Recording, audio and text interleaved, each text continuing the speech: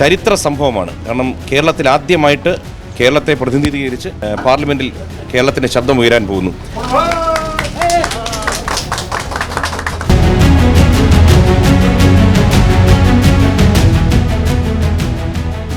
നമസ്കാരം.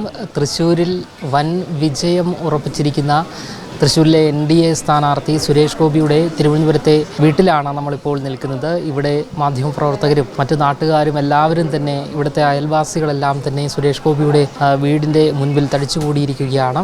അദ്ദേഹം വിജയമുറപ്പിച്ച സാഹചര്യമാണുള്ളത്. എന്തായാലും കേരളത്തിൻ്റെ ചരിത്രത്തിലൊരു വൻ വിജയമായി കാണുന്നു എന്നാണ് പ്രകാശ് ജാവ്ദേക്കർ ഉൾപ്പെടെയുള്ള BJP നേതാക്കൾ കഴിഞ്ഞ കുറച്ച് മണിക്കൂറുകൾക്ക് മുൻപ് പറഞ്ഞിരിക്കുന്നത്. എന്തായാലും ഈ ഒരു വിജയമുറപ്പിച്ച സാഹചര്യത്തിൽ സുരേഷ് ഗോപിയും അദ്ദേഹത്തിൻ്റെ ഭാര്യയും അതുകൂടാതെ മക്കളും മരുമകനും ഉൾപ്പെടെയുള്ളവർ ഈ വീട്ടിലുണ്ട്. അവരിപ്പോൾ അവരുടെ വിജയത്തിലേക്ക് എത്തിച്ചേർന്നിരിക്കുന്നു. ഈ ഒരു സാഹചര്യത്തിൽ അവർ നമ്മളോട് പ്രതികരിക്കുകയാണ്.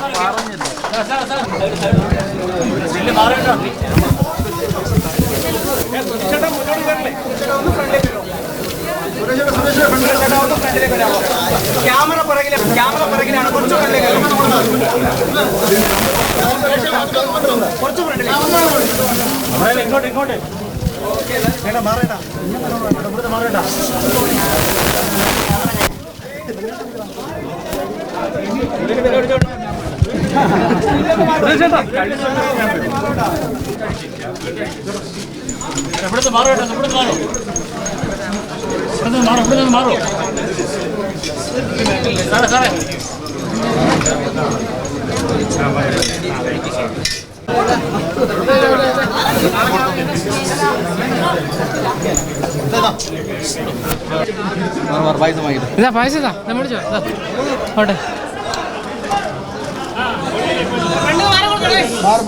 ആയില്ല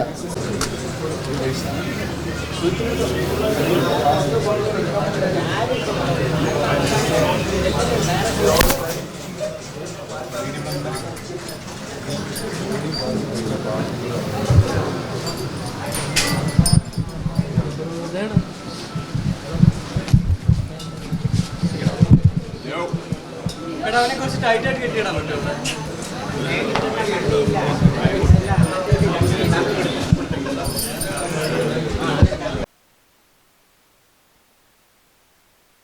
കേരളത്തിൽ ഒരു ചരിത്രം തിരുത്തി കുറിക്കുന്ന ഒരു നിമിഷമാണ്.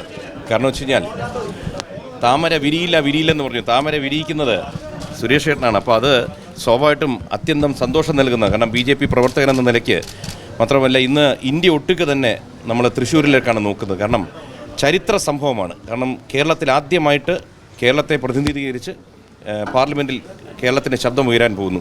അപ്പോൾ ആ ഒരു സന്തോഷത്തിൽ ഞാൻ അയൽവാസിയാണ് ചേട്ടൻ്റെ. ആ സന്തോഷം പങ്കുവയ്ക്കാനായിട്ട് സുരേഷേട്ടനെ കാണാനായിട്ട് വീട്ടിലോട്ട് വന്നതാണ്. കൊല്ലത്തെ വോട്ടിൻ്റെ നിലവാരത്തെപ്പറ്റി എനിക്ക് വലുതായിട്ട് അറിയാൻ കഴിയുന്നില്ല. പക്ഷേ അവിടെ ശ്രീ പ്രേമേന്ദ്രൻ അദ്ദേഹം നല്ല ഭൂരിപക്ഷത്തിൽ ലീഡ് ചെയ്യുകയാണ്. പിന്നെ നമുക്ക് എത്ര വോട്ട് കൂട്ടാൻ പറ്റുന്നു അതാണ് എൻ്റെ ഒരു ശ്രമം. അപ്പോൾ കാരണം വെച്ചാൽ പാർട്ടിയോടും അങ്ങേയറ്റം നന്ദിയുണ്ട്. കാരണം നമ്മളിലൊരു വിശ്വാസം അർപ്പിക്കുകയാണ്. കാരണം അവിടെ തീർത്തും 10% മാത്രം വോട്ടുള്ള ഒരു മണ്ഡലത്തിലോട്ട് നമ്മളെ അയക്കുന്നു. അവിടെ ചെന്നാൽ അവിടെ ജോലി ചെയ്യാൻ പറ്റും, വോട്ട് കൂട്ടാൻ പറ്റുന്നൊരു വിശ്വാസം നമ്മളിൽ വെച്ചതുകൊണ്ട് പാർട്ടിയോടും പാർട്ടിയുടെ നേതാക്കന്മാരോടും നന്ദിയുണ്ട്. ഇനി ഈ ഒരു സമയം സുരേഷേട്ടൻ്റെ സമയമാണ്. ഞാൻ അധികം സംസാരിക്കാൻ പാടില്ല. കാരണം ഇവിടെ ഒരു ചരിത്ര മുഹൂർത്തം സിനിമയിൽ മാത്രമല്ല ഇന്ന് ഇന്ത്യൻ രാഷ്ട്രീയത്തിലെ ഹീറോയി മാറിയിരിക്കുന്നു സുരേഷേട്ടൻ. അത് കാണാൻ നിങ്ങളും കാത്തു നിൽക്കുന്നു, ഞാനും കാത്തു നിൽക്കുന്നു. സുരേഷേട്ടനെ കണ്ടിട്ടും എല്ലാവർക്കും നന്ദി, നമസ്തേ. എല്ലാവിധ പിന്തുണ ഭാരതീയ ജനതാ പാർട്ടിക്ക് തന്ന എല്ലാ മാധ്യമ സുഹൃത്തുക്കൾക്കും സഹോദരങ്ങൾക്കും നന്ദി. നമസ്തേ.